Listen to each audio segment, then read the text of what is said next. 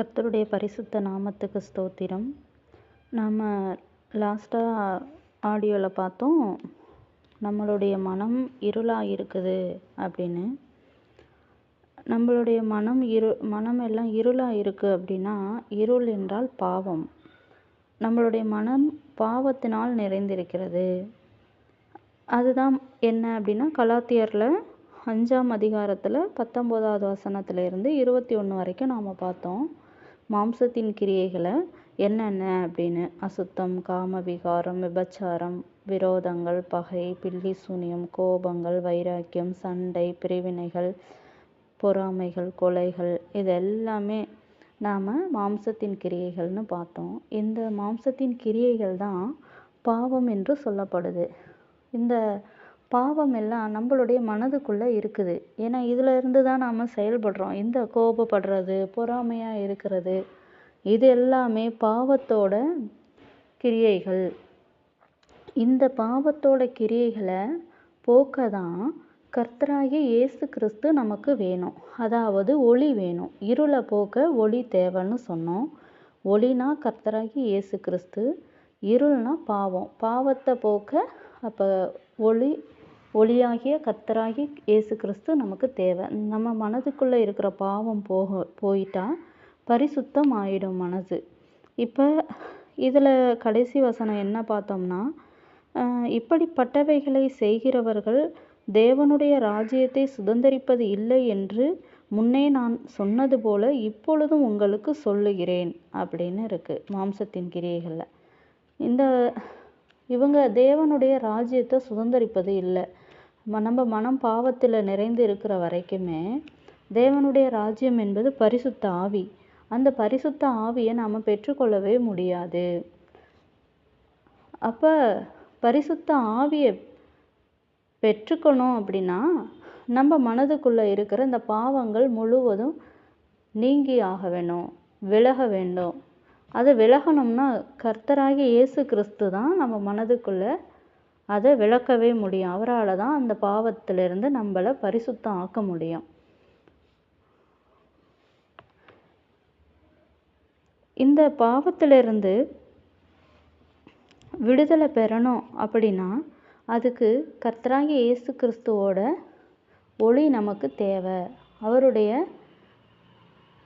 உதவி நமக்கு தேவை. இந்த பாவத்திலேருந்து நாம் ஏன் விடுபடணும்னு நினைக்கிறோம்? பாவத்தை செஞ்சுக்கிட்டே இருந்தால் என்ன ஆகும்? நாம் தொடர்ந்து நம்மளுடைய மனம் பாவத்திலே இயங்கிக்கிட்டு இருக்குது, பாவத்தையே செஞ்சுக்கிட்டு இருக்குது அப்படின்னா பாவத்தை செய்யும்போது நமக்கு பிரச்சனைகள் வரும். அதன் மூலமாக நிறைய ஆபத்துகள் வரும். சடுதியில் மரணம் நேரிடும். பாவத்தின் சம்பளம் மரணம்னு சொல்லப்பட்டிருக்கு வேதத்தில். சடுதியில் மரணம் நேரிடும். அதனால தான் இந்த பாவத்தை நாம் செய்யவே கூடாது அப்படின்னு வேதம் நமக்கு போதிக்குது. நம்ம மனதில் இருக்கிற பாவங்கள் இது எப்படி நமக்கு தெரியும், நாம் எப்படி உணர்றது அப்படின்னா, இதை நம்மளை நாம் கவனிக்கணும். நம்மளை உள்நோக்கி நாம் கவனிக்கும்போது, அதாவது நம்மளுடைய மனதை நாம் கவனிக்கணும். நம்ம மனதுக்குள்ளே இருந்து ஒரு கோவப்பட்டோமோ அல்லது பொறாமைப்படுறோமோ என்ன செய்கிறோம் அப்படிங்கிறத நம்ம செயல்களை நாம் கவனித்தோம் அப்படின்னா அது என்னங்கிறது நமக்கு புரிய வரும். அப்போ நம்ம மனம் எதில் இருக்குங்கிறது நமக்கு தெரிய வரும். இதை உங்களை நீங்கள் உள்நோக்கி கவனிக்கும்போது தான் உங்ககிட்ட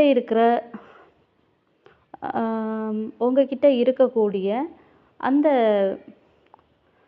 பாவமான செயல்கள் என்னென்ன, உங்ககிட்ட இருக்கக்கூடிய தவறுகள் என்னென்ன, அது அப்படிங்கிறதெல்லாம் உங்களுக்கு உணர்த்தப்படும்.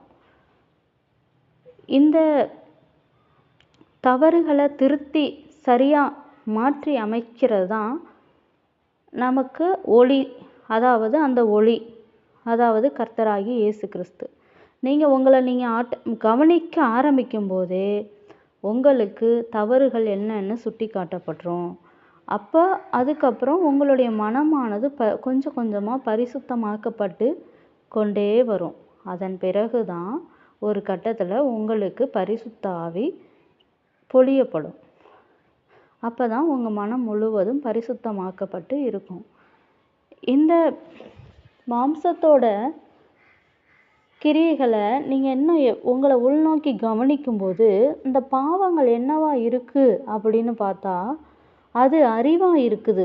அதாவது உங்களுடைய சொந்த அறிவு அப்படின்னா எண்ணங்கள், உங்களுக்கு வரக்கூடிய எண்ணங்கள் எல்லாமே அறிவிலிருந்து வருது. அதுதான் பாவங்களாக பிறக்குது, பாவமாக செய்ய வைக்குது நம்மளை. இந்த எண்ணங்களோட நமக்கு இப்போ ஏதாவது ஒரு நல்ல எண்ணமோ கெட்ட எண்ணமோ வந்துச்சு அப்படின்னா அதை நாம் உடனே செய்யணும்னு அவசியம் இல்லை. அதை நீங்கள் கவனிச்சாவே போதும். அதை செய்யாமல் இருந்தாதான் அதுக்குரிய ஆபத்துகள் நமக்கு வராது. அந்த அறிவை நாம் முற்றிலும் கைவிடணும். அதுதான் இங்கே சொல்லப்படுது. பாவத்திலிருந்து விடுதலை பெறணும் அப்படின்னா கர்த்தராகிய இயேசு கிறிஸ்துவோட ஒளி தேவை. அந்த பாவத்திலேருந்து விடுதலை பெறதான் உங்களுடைய அறிவை முழுவதும் கைவிடுவதற்கு பேர் தான் பாவத்திலேருந்து முழுமையாக விடுபடுறதுன்றது அர்த்தம். அறிவுனா எண்ணங்கள், உங்களுக்கு வரக்கூடிய எண்ணங்கள் நல்ல எண்ணமோ கெட்ட எண்ணமோ அதை முற்றிலும் கைவிட்ட நிலை. அந்த நிலையில் இருக்கும்போது தான் உங்களுக்கு பரிசுத்த ஆவி கிடைக்கப்படும். அப்போ தான் தேவனுடைய ராஜ்யத்தை நீங்கள் சுதந்திரிக்க முடியும் அப்படின்னு இங்கே வேதத்தில் சொல்லப்பட்டிருக்கு. நல்லது. இன்னும் அடுத்த ஆடியோவில் நாம் வேத வாக்கியங்களை நாம் தியானிக்கலாம். கர்த்தருடைய நாமத்துக்கு மகிமை உண்டாவதாக. கர்த்தர் நல்லவர், அவர் கிருபை என்றும் உள்ளது.